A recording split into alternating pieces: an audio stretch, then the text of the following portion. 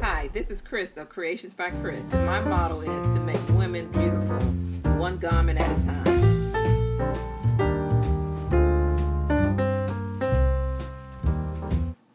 But has this ever happened to you? You just burned a hole in your favorite outfit. This is what happened to my client's favorite outfit. She burned a hole in her skirt and she brought it to me to see if I could repair it.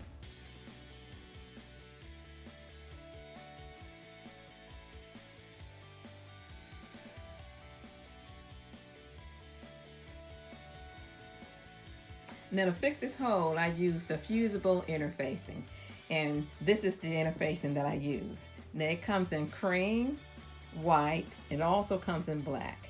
Now fusible interfacing has a smooth side and then it has a rough side.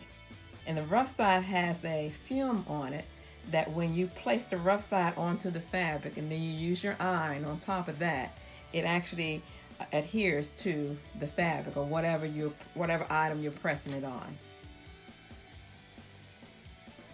Now some fusible interfacings have some stretch and then some have no stretch at all. Okay, so this is the fusible interfacing. This is more of the stretch one. And this is the rough side, and you can tell when you rub it with your hand. And this is the smooth side. So if you want the coverage to be on top, then you can put it on top of the fabric and then you iron over it.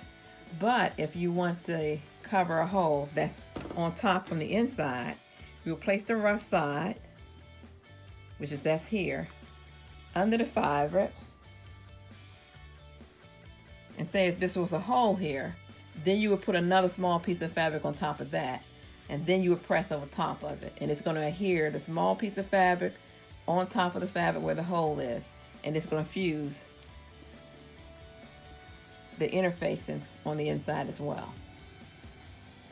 Now the reason that I'm showing you the black so that you can clearly see what it looks like. But if you're working with a garment that's white, then you would use the white interfacing, or cream. You can use the cream interfacing. Black, you would use the black.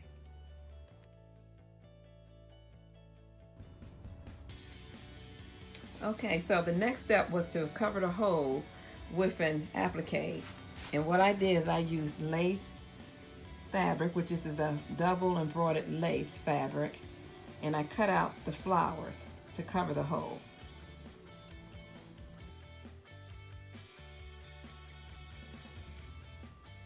Okay, now one thing you want to always remember too, that when you go to pick out your lace fabric in order to make your appliques, you want to pick out a lace that's the flower pattern is very distinctive and that is sort of has some weight to it. So it makes it easier for it to cut out, and also when you do make your appliques, they'll stand out.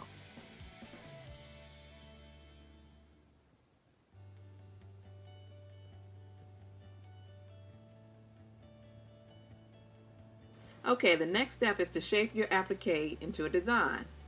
This is where you can be creative and the designer in you can come out.